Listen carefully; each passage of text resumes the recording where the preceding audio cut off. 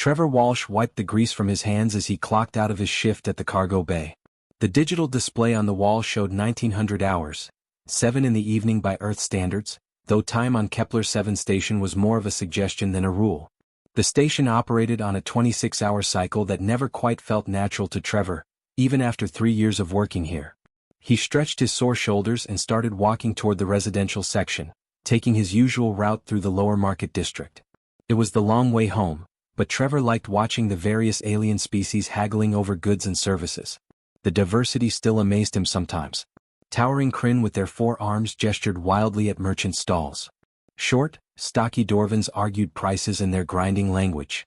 Ethereal luminari floated past, their translucent bodies shimmering under the artificial lights. The docking bay area was quieter now. Most of the day's traffic had cleared out, leaving only maintenance crews and the occasional straggler. Trevor was halfway past docking bay 12 when he heard it, a soft, hitching sound that reminded him of crying. He stopped walking and listened. There it was again. Trevor turned and scanned the area. At first he saw nothing but cargo containers and loading equipment. Then he noticed a small shape huddled behind a stack of pallets near the bay entrance. His first instinct was to keep walking.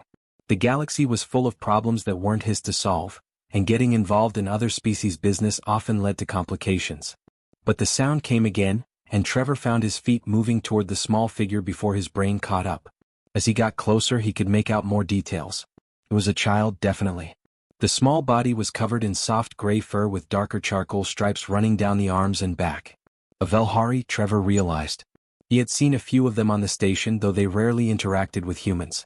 They were a proud species, feline in appearance, known for their military prowess and isolationist tendencies. Trevor crouched down a few feet away, keeping his movements slow and non-threatening. "Hey there," he said softly. "You okay?"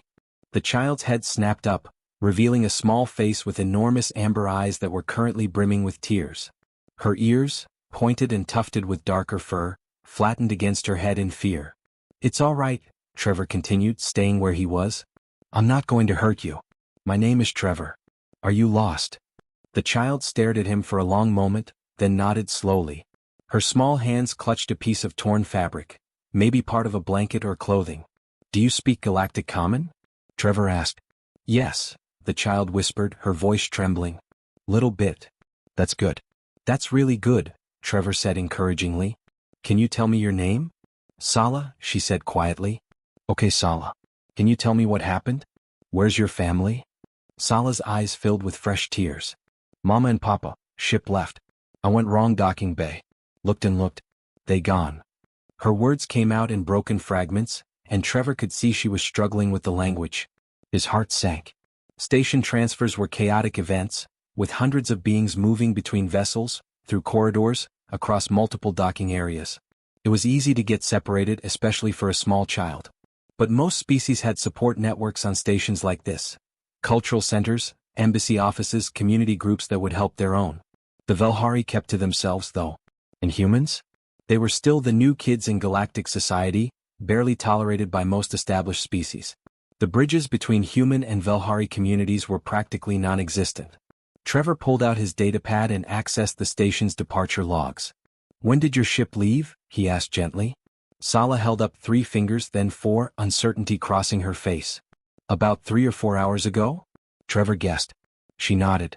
He scrolled through the recent departures, filtering for Velhari vessels. There, a passenger ship called the Silent Prowler had departed 43 minutes ago, destination listed as the Korath system. Trevor's stomach twisted. That was 3 days away at faster-than-light speeds, maybe 4.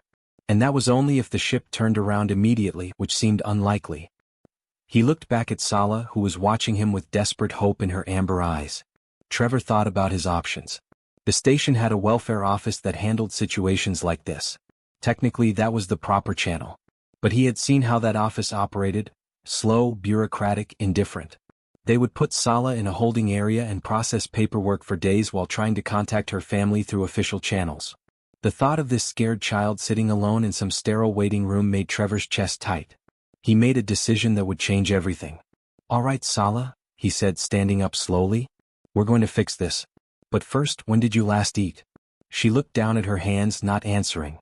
"That's what I thought. Come on." He extended his hand, palm up, letting her decide whether to trust him. Sala stared at his hand for what felt like forever. Then slowly she reached out and placed her small furry paw in his palm. Her hand was so tiny that Trevor felt a protective surge he hadn't experienced since his nephew was born back on Earth.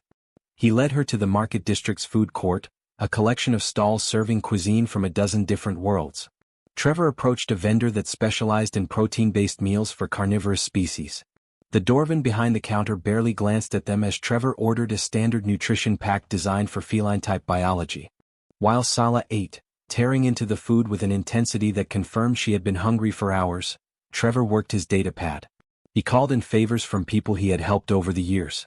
A communication specialist named Ven owed him for covering a shift last month.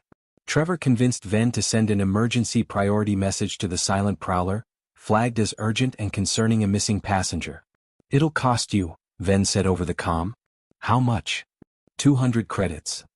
Trevor winced. That was most of his weekly pay. But he looked at Sala, who was licking nutrient paste from her fingers, and he confirmed the transaction. Next came housing. The station's welfare office had a holding area for displaced travelers, but when Trevor went to check it out, he found exactly what he had feared: a large, cold room with rows of basic sleeping pods and harsh lighting. It looked more like a prison than a place for a scared child to wait for her family. "Guest quarters," he told the board clerk at the desk. "Section 7, near the human residential area." "That costs extra," the clerk said without looking up. "I know. Charge it to my account." The clerk processed the paperwork with mechanical efficiency, handing Trevor a temporary access card. Trevor took Sala to the small guest room. It was basic but clean, with a sleeping platform, a small desk, and a viewing screen. He showed her how the door locked from the inside, how to use the comm panel to reach him if she needed anything, and where the refresher unit was located. "You'll be safe here," he told her. "I sent a message to your family's ship. They'll know where you are." Sala nodded, but she still looked frightened and alone. Trevor reached into his jacket pocket and pulled out a small glass sphere. Inside, tiny white particles floated in clear liquid around a miniature mountain landscape. His sister had sent it to him last year as a birthday gift. A snow globe from Earth. "Here," he said, placing it carefully in Sala's hands. "This is from my home planet. You shake it gently like this." He demonstrated, and the white particles swirled through the liquid like a miniature blizzard. Sala's eyes widened with wonder. She shook it carefully, watching the artificial snow dance and settle. For the first time since Trevor had found her, a small smile appeared on her face. "What is it?" she asked. "Snow," Trevor said. "Frozen water that falls from the sky when it's very cold. It's beautiful." "Beautiful," Sala repeated, still mesmerized by the swirling particles. "You can keep it," Trevor said. "To remind you that everything's going to be okay." Sala looked up at him, her amber eyes shining. "Thank you, Trevor." He smiled and gently ruffled the fur on top of her head, having seen adult Velhari do something similar to youngsters in public. "Get some rest, kid. Your family will come for you." As Trevor walked back to his own quarters that night, his wallet significantly lighter and his body exhausted, he did not think much about what he had done. It seemed like basic decency, the kind of thing anyone should do when they found a frightened child alone in a dangerous place. He did not expect recognition or reward. He certainly did not expect it to change his life. 3 days later, everything changed. Trevor had just finished another double shift when his door chimed. He glanced at the chronometer on his wall, 2,100 hours. Late for visitors, especially since he did not have many friends on the station who would drop by unannounced. He had spent the last 3 days wondering about Sala, hoping she had been reunited with her family. The welfare office confirmed that someone had picked her up 2 days ago, but they gave him no other details. He pressed the door release, expecting maybe one of his co-workers wanting to borrow tools or ask about shift swaps. The door slid open and Trevor froze. 2 Velhari women stood in the corridor, and they were unlike any he had seen before. Both were tall, taller than Trevor by at least half a foot, with powerful athletic builds that spoke of serious military training. Their fur was immaculately groomed, one with deep charcoal coloring and the other with lighter silver gray. But it was their clothing that truly caught his attention. They wore form-fitting uniforms that seemed to shimmer slightly under the corridor lights, made from material Trevor did not recognize. Intricate patterns were woven into the fabric, and various insignias decorated their shoulders and chests. This was not casual dress. This was military attire, and high-ranking military at that. The darker-furred Velhari stepped forward, her amber eyes studying Trevor with an intensity that made him acutely aware of how dirty and rumpled he looked after his shift. "Trevor Walsh?" she asked. Her voice was deep and carried an accent that made the galactic common words sound more elegant than they had any right to be. "That's me," Trevor said carefully. His mind raced through possibilities, none of them good. Had he violated some Velhari cultural protocol when he helped Sala? Was helping a child of their species without permission some kind of offense? Is something wrong? "May we come inside?" the Velhari asked. It was phrased as a question, but something in her tone suggested refusal was not really an option. Trevor stepped back, gesturing them into his small quarters. The two women entered with fluid grace, their movements precise and controlled. They seemed to fill the entire space, making Trevor's already cramped living area feel even smaller. "I am Commander Thela," the darker Velhari said, placing her hand over her chest in what Trevor recognized as a formal greeting gesture. "This is Lieutenant Kessa." She indicated her companion, who nodded curtly. "Okay," Trevor said slowly. "What's this about? Is Sala all right?"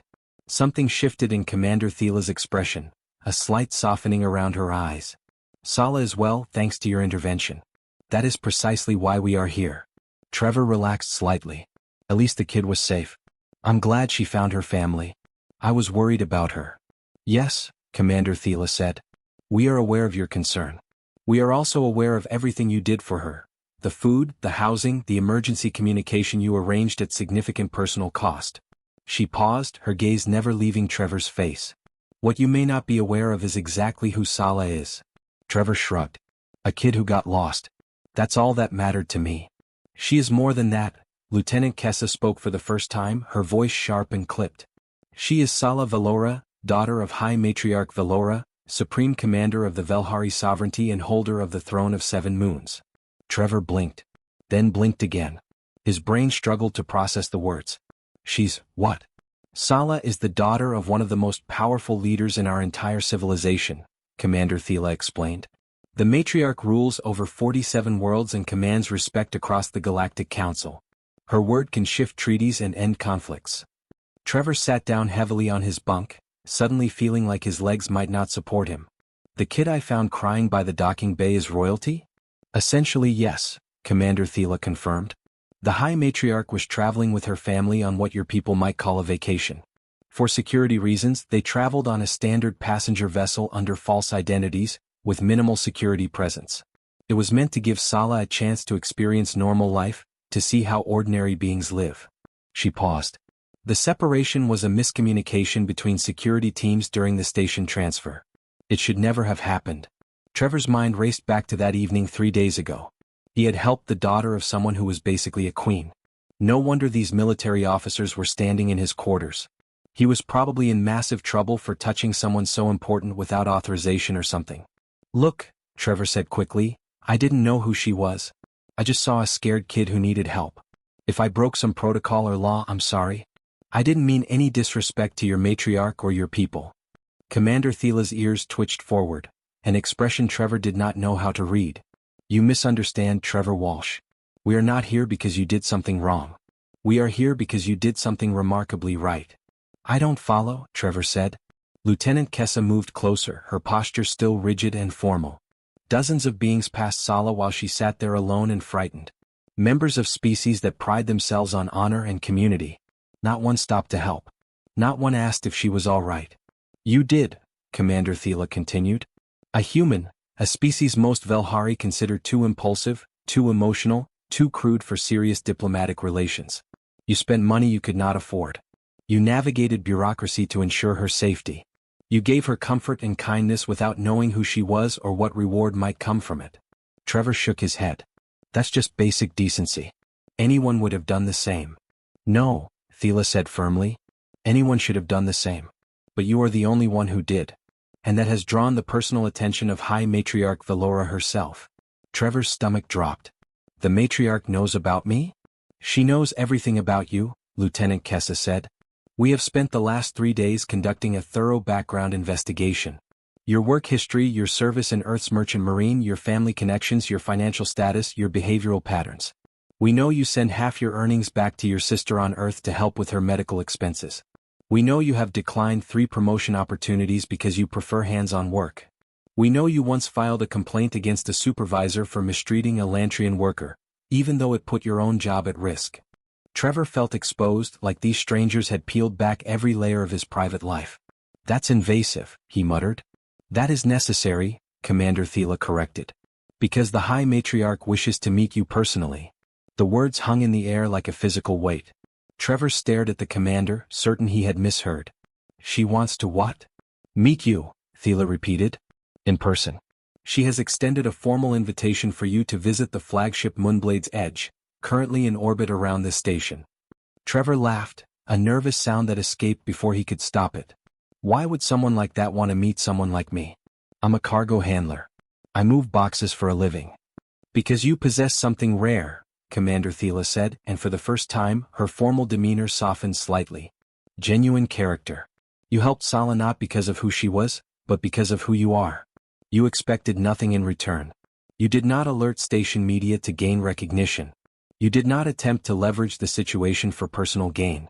You simply helped a child in need, then went back to your ordinary life. The Velhari value honor above all else, Lieutenant Kessa added. We value strength, certainly, and skill in combat. But true honor, the kind that exists when no one is watching, when there is no benefit to being good, that is the highest virtue in our culture. You demonstrated that virtue. Trevor rubbed his face, trying to process everything. This felt surreal, like he had fallen asleep at his post and this was all some bizarre dream brought on by exhaustion. I don't understand what she wants from me. Just to say thank you? That seems like a lot of effort for a thank you. Commander Thela exchanged a glance with Lieutenant Kessa. Some silent communication passed between them, something Trevor could not decipher. Thela turned back to him. The High Matriarch has a proposition for you. But she wishes to discuss it personally. That is all I am authorized to tell you at this time. A proposition? Trevor repeated. What kind of proposition? One that could change your life considerably, Thela said carefully. But the choice to hear it or not is entirely yours. The matriarch was clear about that. You are under no obligation. If you prefer to decline the invitation and continue your current life, that will be respected. No consequences, no judgment. Trevor stood and paced the small space between his bunk and the door. Part of him wanted to refuse immediately. Meeting some powerful alien leader sounded terrifying and way outside his comfort zone. He was a simple guy who liked simple things. Getting involved with galactic politics or royalty or whatever this was seemed like a recipe for disaster. But another part of him, the part that had made him stop and help Sala in the first place, was curious. What could someone like the High Matriarch possibly want from him? And he had to admit he wanted to know that Sala was really okay. That she was happy and safe with her family. If I agree to this meeting, Trevor said slowly, can I see Sala? Make sure she's all right? Commander Thela's expression softened into something that might have been approval. She has asked about you every day since returning to her family. She carries the snow globe with her everywhere. I suspect seeing you would make her very happy. That decided it. Trevor took a deep breath and nodded. All right. I'll meet with the matriarch. When? Now, Lieutenant Kessa said simply. A shuttle is waiting in docking bay 7. We can depart immediately if you are ready. Now. Trevor looked down at his grimy work clothes. I just finished a shift. I'm covered in grease and probably smell like hydraulic fluid. Commander Thela's lips curved into what might have been a smile. The High Matriarch is interested in who you are, Trevor Walsh, not how you present yourself. Come as you are. 20 minutes later, Trevor found himself strapped into a seat aboard a sleek Velhari shuttle, watching Kepler 7 station shrink behind them as they headed toward a massive warship that hung in orbit like a crescent moon made of metal and light. His ordinary life had just taken an extraordinary turn, and he had no idea where it would lead. The shuttle docked with the Moonblade's Edge with barely a whisper of sound. Trevor had worked around ships his entire adult life, but he had never experienced anything like this. The Velhari vessel moved with a grace that seemed impossible for something so massive. Through the viewport, he could see the ship's hull gleaming like polished obsidian, covered in patterns that might have been decorative or functional. He could not tell which. Commander Thela led him through corridors that seemed more like art galleries than military passages. The walls curved in organic shapes, lit by soft bioluminescent strips that pulsed gently. Velhari crew members moved past them with fluid precision, their uniforms color-coded in ways Trevor did not understand. Every single one of them stopped to stare at him. A human aboard the flagship was clearly unusual. They are curious, Thela said without looking back. Many have never seen a human up close before. We are not known for close cooperation with your species. I'm getting that impression, Trevor muttered, very aware of the dozens of amber eyes tracking his movement. They entered a large chamber with a high vaulted ceiling. The room was circular, with viewing screens showing star fields along the curved walls. At the far end, on a raised platform, sat a figure that could only be the High Matriarch herself. Velhari was striking in a way that had nothing to do with physical appearance and everything to do with presence. She sat in a chair that was more throne than seat, her silver-white fur immaculate, her posture radiating controlled power. She wore robes that seemed to shimmer between deep purple and midnight blue, and her amber eyes, so like Sala's but sharper, older, weighted with responsibility, fixed on Trevor the moment he entered. "Trevor Walsh," she said. Her voice carried across the chamber without being loud, rich and measured. "Approach." Trevor walked forward, his work boots making dull sounds on the polished floor. He stopped at what seemed like a respectful distance and did his best not to look as nervous as he felt. "High Matriarch," he said, hoping that was the right form of address. A small smile touched Velhari's face. "You may call me Matriarch Velhari. I understand human customs find excessive formality tiresome." She gestured to a cushioned seat near the platform. "Please sit. You are a guest here, not a supplicant." Trevor sat, though the chair was clearly designed for Velhari physiology and felt awkward under him. Before he could say anything, a door to the side opened and Sala came running out. "Trevor," she shouted, her voice filled with pure joy. She launched herself at him, and Trevor barely had time to brace himself before she crashed into his arms. She was chattering in rapid Velhari, too fast for Trevor to catch even if he spoke the language, which he did not. But he did not need to understand the words. The happiness in her voice said everything. "Hey kiddo," Trevor said, hugging her back. "I'm glad you're okay." Sala pulled back and held up the snow globe, which she had clutched in one hand. "I keep it always. Look, it still works." She shook it enthusiastically, watching the white particles swirl. "I see that," Trevor said, grinning. "You taking good care of it?" "Yes. Mama says it is precious gift." "She is correct," Matriarch Velhari said from her seat. "More precious than she yet understands." She gestured gently. "Sala, come here, little one. Let Trevor and I speak." Sala hugged Trevor once more, then scampered back to stand beside her mother's throne. A attendant led her to a side chamber, though she kept looking back at Trevor with a wide smile. Once Sala was gone, the matriarch's expression became more serious. "You must have many questions, Trevor Walsh." "A few," Trevor admitted. "Starting with why I'm really here. Commander Thela said you had a proposition, but I can't imagine what someone in your position would want from someone in mine."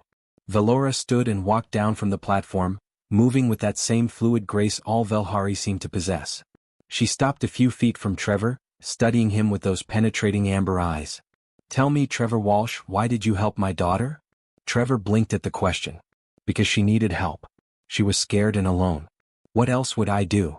"Precisely," Velhari said softly. "What else would you do? Not what could you gain.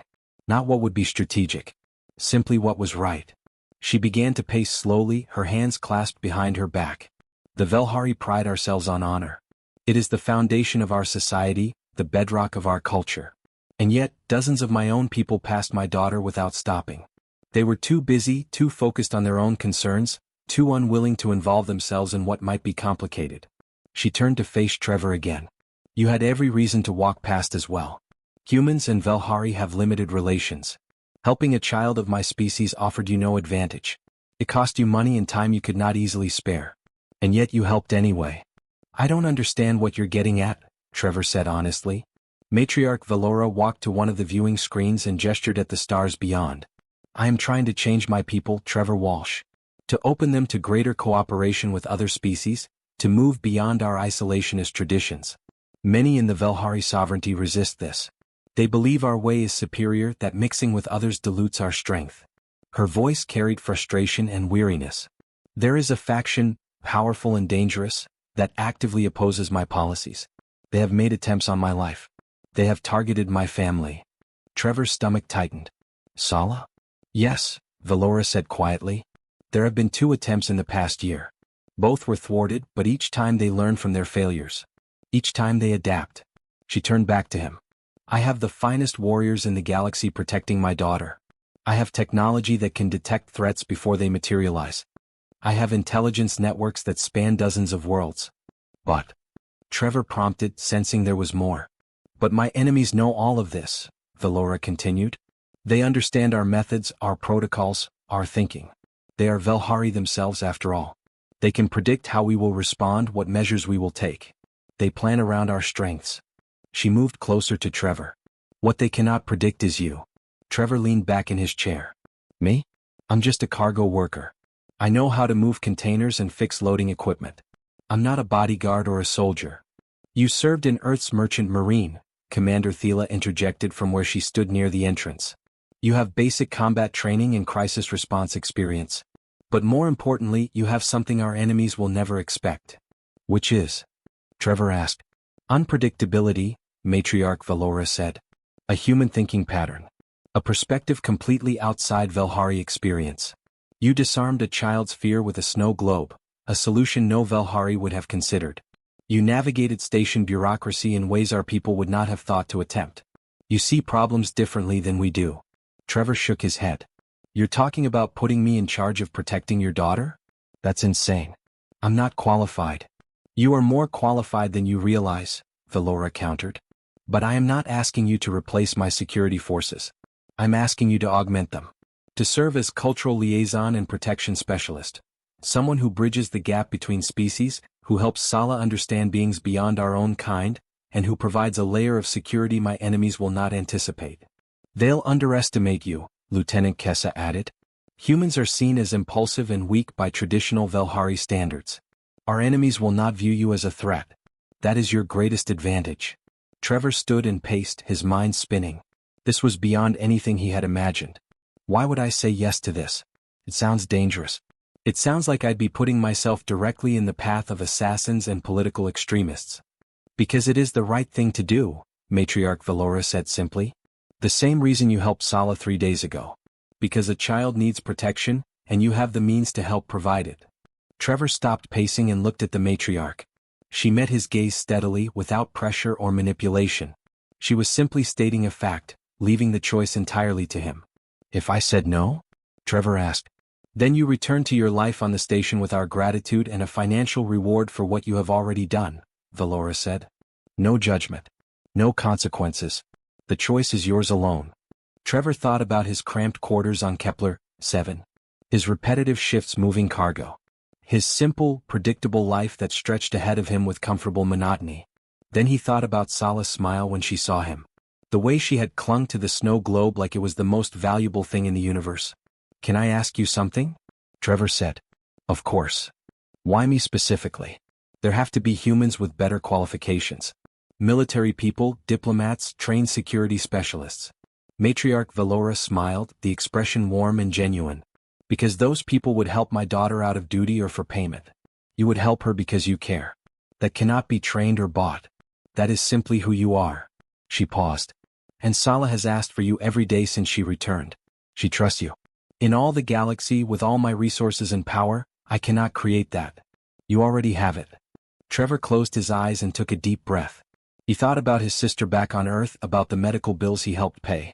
He thought about the quiet life he had built. Then he thought about a small Velhari child sitting alone and crying in a docking bay, and the choice became obvious. All right, he said, opening his eyes. I'll do it. I'll help protect Sala. Commander Thela's ears perked forward in what Trevor was learning to recognize as approval. Lieutenant Kessa nodded once, sharply. Matriarch Velhari stepped forward and placed her hand over her heart in that formal gesture Trevor had seen before. Then welcome, Trevor Walsh, to my household. We will teach you what you need to know. In return, you will show us what we have yet to learn. Trevor returned the gesture awkwardly, hoping he got it right. He had just agreed to something completely outside his experience, something that would change everything about his life. He just hoped he was ready for what came next. Trevor had been aboard the Moonblade's Edge for less than 2 hours when everything went wrong. After accepting the matriarch's offer, Commander Thela had taken him on a tour of the family quarters section where he would be stationed. The corridors were narrower here, more intimate than the grand public spaces. Velhari guards were stationed at regular intervals, each one eyeing Trevor with barely concealed skepticism. He could practically feel their doubt radiating off them in waves. They do not trust you yet, Thela said quietly as they walked. You must understand, allowing an outsider into the matriarch's inner circle is unprecedented. Allowing a human is. She paused, searching for the right word, controversial. I'm getting that feeling, Trevor muttered as another guard stared at him with open hostility. They passed several warriors in training halls, practicing with weapons that hummed with energy. Each one stopped to watch Trevor walk by, their amber eyes tracking his every movement. He heard whispers in Velhari that he could not understand, but the tone was clear enough. They thought he was a joke, a liability, a strange choice by their matriarch that would likely end in disaster. Trevor tried not to let it bother him. He had dealt with skepticism before, back in the Merchant Marine when he was the youngest person in his unit. He had proven himself then through hard work and competence. He would do the same here. Thela was explaining the security protocols when the alarm started. The sound was not loud, but it was insistent, a pulsing tone that made Trevor's teeth ache. Red light strips along the corridor walls began flashing in rhythm with the alarm. Security breach, Thela said immediately, her hand going to a weapon at her hip. Stay behind me. She touched a communication device on her wrist and spoke rapidly in Velhari. Other guards came running from both directions, their movements coordinated and precise.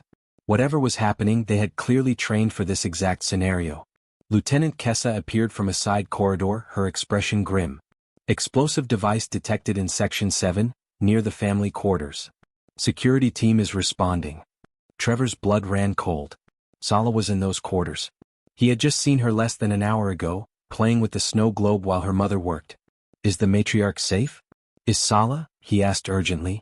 They are being moved to a secure location, Kessa replied. The device was found during a routine scan. We have protocols for this. The group moved quickly through the corridors, following the security team toward Section 7. Trevor stayed close to Thela, trying to stay out of the way while his heart hammered in his chest. This was real. The danger the matriarch had warned him about was not some distant possibility. It was happening right now. They arrived at a corridor that had been sealed off by energy barriers. Through the transparent shield, Trevor could see a team of Velhari technicians surrounding a piece of equipment mounted on the wall. Their scanners were out, bathing the device in blue light as they worked with careful precision.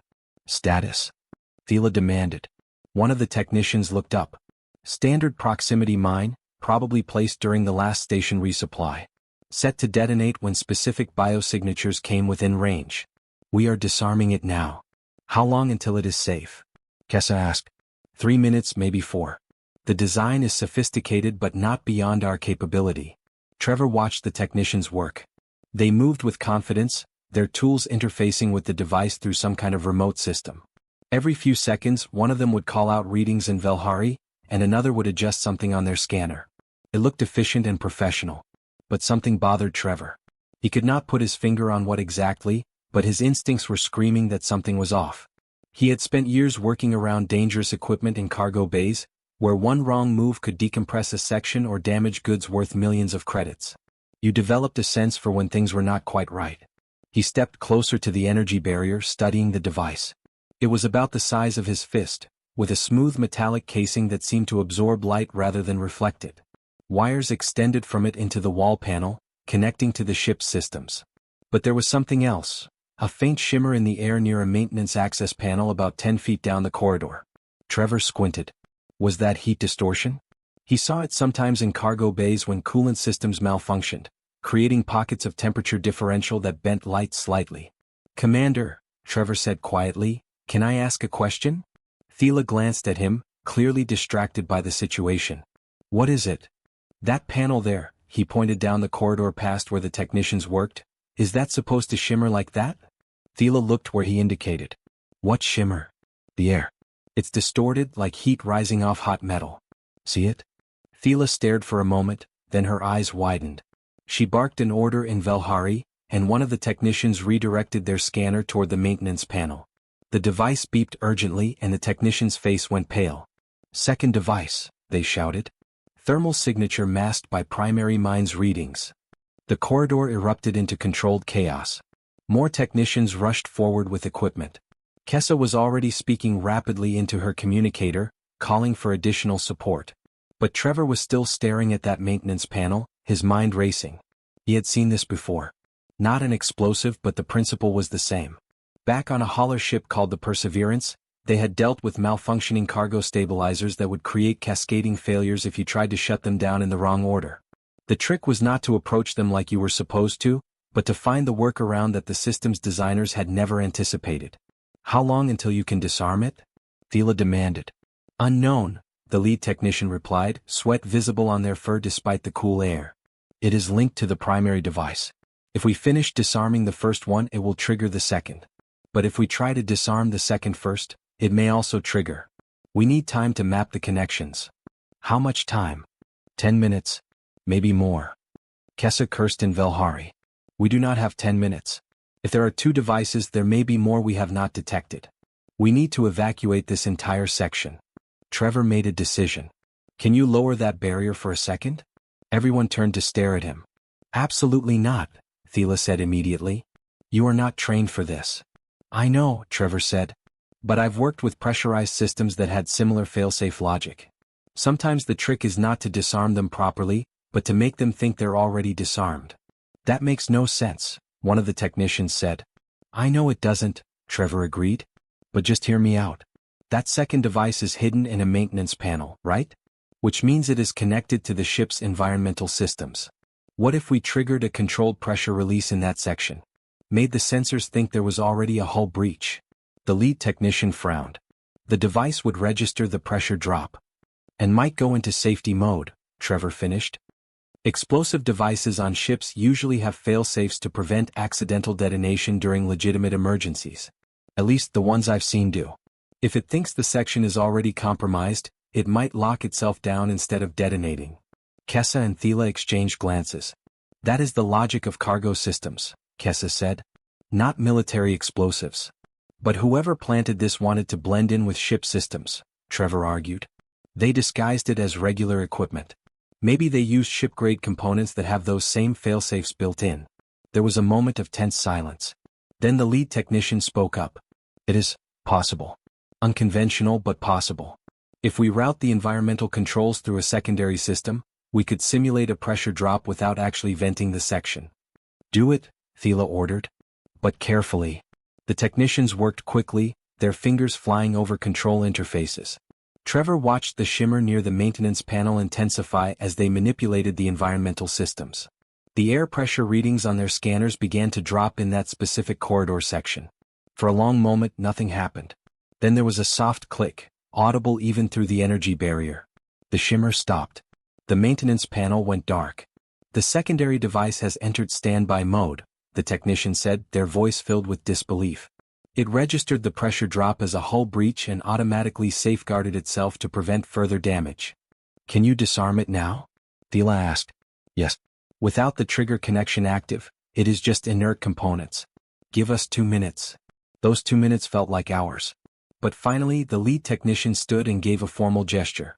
Both devices neutralized. The section is secure. The energy barrier dropped. Velhari security personnel immediately flooded the corridor, sweeping for additional threats. Commander Thela turned to Trevor, her expression unreadable. That was extremely reckless, she said. I know, Trevor admitted. I'm sorry if I overstepped. It was also brilliant, Thela continued, and now there was something like respect in her amber eyes. You saw what our advanced scanners missed.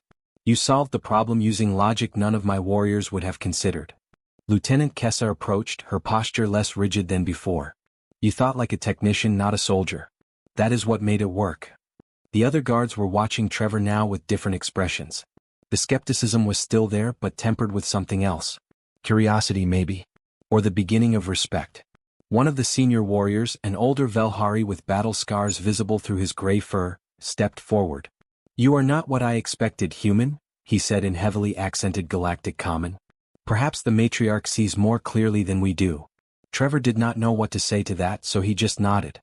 Commander Thela placed her hand on his shoulder, a gesture that seemed significant, though Trevor did not fully understand why. Come. The matriarch will want to know you are safe. And I suspect she will want to hear how you stopped an assassin's plan using cargo handling logic. As they walked back through the corridors, Trevor noticed the guards no longer looked at him with open hostility. They still watched him, but now it was with cautious interest. He had proven something today, though he was not entirely sure what. He just hoped it would be enough when the next crisis came. because something told him this was only the beginning. The ceremony took place in the same grand chamber where Trevor had first met matriarch Velhari, but this time it was filled with Velhari dignitaries, military officers and members of the royal household. Trevor stood at the center in clothing that had been specially made for him, a formal uniform that blended human and Velhari design elements. It felt strange on his shoulders, too fancy for someone who usually wore grease-stained work clothes. Matriarch Velhari stood before him, holding a curved blade that seemed to glow with its own inner light. The weapon was ancient, Trevor had been told, passed down through generations of Velhari leaders. The chamber was completely silent except for the matriarch's voice as she spoke in formal Velhari, then repeated the words in Galactic Common for Trevor's benefit. Trevor Walsh, you have demonstrated courage, wisdom and honor in service to my house.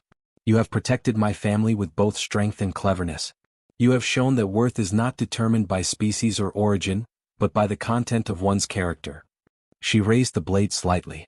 I therefore grant you the title of Blade Companion, a rank that binds you to my household with full honors. This title has been given to only 17 individuals in our history, and never before to one who was not born Velhari. She touched the flat of the blade gently to each of Trevor's shoulders, then to his forehead. The metal felt warm against his skin, almost alive. Rise as Blade Companion Trevor Walsh, Velhari said. May you serve with honor, and may your path be lit by the 7 moons. Trevor stood, and the assembled Velhari struck their fists against their chests in unison, a gesture of respect that echoed through the chamber like thunder. He saw Commander Thela and Lieutenant Kessa in the crowd, both wearing expressions of approval. Even some of the warriors who had been most skeptical of him were participating in the salute. The ceremony ended, and Trevor was immediately surrounded by Velhari wanting to formally acknowledge him. It was overwhelming, but he did his best to respond appropriately to each greeting. When the crowd finally thinned, a small voice called out, Uncle Trevor. Sala came running across the chamber, her formal robes trailing behind her. She had started calling him Uncle Trevor about a week ago, and it had stuck. Trevor crouched down and caught her as she threw her arms around his neck. Did you see? She asked excitedly, mixing Velhari and Galactic Common in the way children often did. Mama gave you the honor blade. That means you are family now. Really truly family. I saw, kiddo, Trevor said, hugging her back. Pretty fancy ceremony. You looked nervous, Sala said with the brutal honesty only children possessed. I was nervous, Trevor admitted. There were a lot of important people watching. But you did good. Sala pulled back and held up the snow globe which she still carried everywhere. I had this with me for good luck. See, the snow is happy for you too. Trevor smiled and shook the globe gently, watching the white particles swirl. Thanks for the backup. The weeks that followed the ceremony were intense. Trevor's new position came with responsibilities he was still learning to navigate. He trained every morning with the Velhari Warrior Corps, and those sessions were brutal. The Velhari fighting style emphasized speed, precision, and grace, all things that did not come naturally to Trevor's more straightforward approach. But he had advantages too. His human endurance meant he could keep going long after some of the Velhari needed to rest. His different perspective on tactics often caught his sparring partners off guard. And his willingness to take hits and learn from mistakes earned grudging respect from warriors who initially saw him as a weak link. You fight like a boulder rolling downhill, one warrior named Thorn told him after a particularly exhausting session. Not elegant but difficult to stop once you get moving. I'll take that as a compliment, Trevor said, breathing hard. It is, Thorn replied, and there was no mockery in his voice. Boulders can be very effective weapons. Trevor's days fell into a routine. Morning training with the warriors. Afternoon lessons in Velhari customs, language and protocol. Evenings spent with Sala, often just playing games or reading stories, but always keeping alert for threats. The assassination attempt had put everyone on edge, and security around the family quarters was tighter than ever. But Trevor was learning to read the ship's rhythms, to notice when something felt off. His cargo handling instincts translated surprisingly well to security work. Both required constant awareness of your environment, attention to details others might miss, and the ability to spot problems before they became disasters. 3 weeks after the ceremony, Matriarch Velhari hosted a diplomatic gathering aboard the Moonblade's Edge. Representatives from 6 different species came to discuss a trade agreement that would affect dozens of systems. It was exactly the kind of progressive cooperation the matriarch championed, and exactly the kind of event her enemies hated. Trevor was assigned to shadow Sala during the gathering. She was expected to attend as part of her education, to learn diplomacy by watching her mother work. They stood at the edge of the great hall while delegates mingled and talked, the air filled with a dozen different languages and the hum of translation devices. "Do you understand what they are talking about?" Sala whispered to Trevor. "Not really," Trevor admitted. "Something about shipping routes and tariff reductions. Very exciting stuff." Sala giggled, then tried to look serious. "Mama says I need to learn this. She says one day I might have to make these decisions." "Then pay attention," Trevor said gently. "But it's okay to find it boring. I won't tell anyone." He was watching the crowd while they talked, noting patterns of movement and interaction. Most of it seemed normal, diplomats doing what diplomats did. But there was one delegate, a Kryn with 4 arms and elaborate robes, who kept glancing toward the matriarch with an intensity that made Trevor's instincts prickle. The Kryn was part of the Dorvathy delegation, Trevor remembered from the briefing materials. They were supposed to be strong supporters of the trade agreement. So why did this particular delegate look so tense? Trevor activated his communication device, speaking quietly to Commander Thela, who was stationed across the hall. "The Kryn delegate in the blue and silver robes, do we have a full background on them?" "Checking," Thela replied. A moment passed. Delegate Korshen cleared through standard security protocols. "Why?" "Probably nothing," Trevor said. "But their body language seems off. Too much focus on the matriarch, not enough on the other delegates they should be negotiating with." "I will have someone take a closer look," Thela said. 10 minutes later, Thela's voice came through the communicator again, sharp with urgency. "The real delegate Korshen is unconscious in their quarters. The one in the hall is an imposter. Detain them now." Trevor's heart jumped. The fake delegate was already moving, walking purposefully toward where the matriarch stood in conversation with several ambassadors. One of their 4 hands was reaching into their robes. Trevor did not think. He grabbed Sala and pushed her behind a decorative pillar, then sprinted across the hall. Velhari security was already moving, but they were too far away. Trevor was closer. The imposter's hand emerged from the robes holding a small device. Their thumb was moving toward an activation stud. Trevor crashed into them at full speed, using his momentum and body weight to drive them sideways into a wall. The device flew from their hand and skittered across the floor.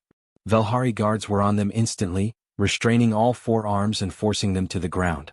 The hall erupted into chaos as security teams swept through, checking every delegate while others formed a protective barrier around the matriarch. Trevor stayed where he had fallen, his shoulder throbbing from the impact. Commander Thela appeared above him, offering a hand up. "That was reckless," she said, echoing her words from weeks ago. "Seems to be my specialty," Trevor said, accepting the help. "The device was a neural disruptor," Thela continued, "designed to incapacitate everyone within 20 feet.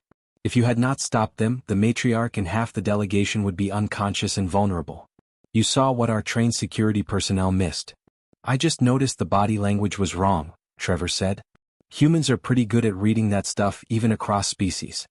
"Most humans would not have acted on it," Lieutenant Kessa said, joining them. "They would have hesitated, second-guessed themselves. You trusted your instincts and moved." The matriarch approached, flanked by guards. She looked at Trevor with an expression he was learning to recognize, pride mixed with exasperation. "You seem to make a habit of preventing disasters, Blake companion," she said. "Just doing my job, matriarch," Trevor replied. Valora's expression softened. "No. You are doing far more than that. You are showing my people that cooperation across species is not just idealistic philosophy, but practical reality. You are living proof that differences in origin do not prevent unity of purpose." She turned to address the assembled delegates, who were slowly calming down. "This gathering will continue," she announced in a voice that carried authority through every word. "The cowards who seek to disrupt peace through violence will not succeed. We will complete these negotiations and forge the agreements that benefit all our peoples." The delegates, still shaken but impressed by her resolve, began to resettle. Trevor found Sala still behind the pillar where he had left her, clutching her snow globe with white-knuckled intensity. "Uncle Trevor?" she said in a small voice. "That was scary." "I know, kiddo," he said, kneeling beside her. "But it's over now. You're safe." "Will there be more bad people?" she asked. Trevor could have lied, could have told her everything would be perfect from now on. But she deserved honesty. "Maybe," he said. "But there are a lot of good people protecting you. Your mama, Commander Thela, Lieutenant Kessa, all the warriors. And me. We're all here to keep you safe." Sala threw her arms around his neck. "I'm glad you helped me that day," she whispered. "I'm glad you're my Uncle Trevor now." "Me too," Trevor said, and meant it completely. Later that night, after the delegates had finally departed and security had been tripled, Trevor stood at a viewport looking out at the stars. Commander Thela found him there. "Cannot sleep?" she asked. "Too much adrenaline still," Trevor admitted. "Keeps replaying in my head." "That is normal after combat situations," Thela said. She stood beside him, also looking out at the stars. "I owe you an apology, Trevor Walsh." "For what?" "When you first arrived, I doubted you. I thought the matriarch was making a mistake, allowing a human into her inner circle. I believed you would be a liability." She turned to look at him. "I was wrong. You have proven your worth beyond any question. More than that, you have shown us something we needed to see, that strength comes in forms we do not always recognize, and that honor exists in beings we too easily dismiss." Trevor did not know what to say to that, so he just nodded. "The matriarch is changing our people," Thela continued. "Opening doors that have been closed for generations. It is difficult work and it faces constant opposition. But you are helping make that change real. You are the bridge she spoke of, connecting human and Velhari in ways that matter." Trevor looked down at the formal uniform he still wore, at the insignia marking him as Blade Companion. 3 months ago, he had been moving cargo containers on a forgotten station. Now he stood aboard the flagship of one of the galaxy's most powerful species, trusted with protecting their future leader, respected by warriors who could break him in half. All because he had stopped to help a scared child. "It's been quite a journey," Trevor said quietly. "It is only beginning," Thela replied. "The galaxy is vast and there is much work to do.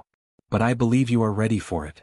Trevor thought about Sala calling him Uncle Trevor, about warriors like Thorn accepting him as one of their own, about standing beside the matriarch as living proof that kindness and character could transcend any boundary. He thought about all the beings across the galaxy who judged each other by species rather than deeds, and about how much could change if more people were willing to see past those divisions. "Yeah," he said, a smile crossing his face. "I think I am too."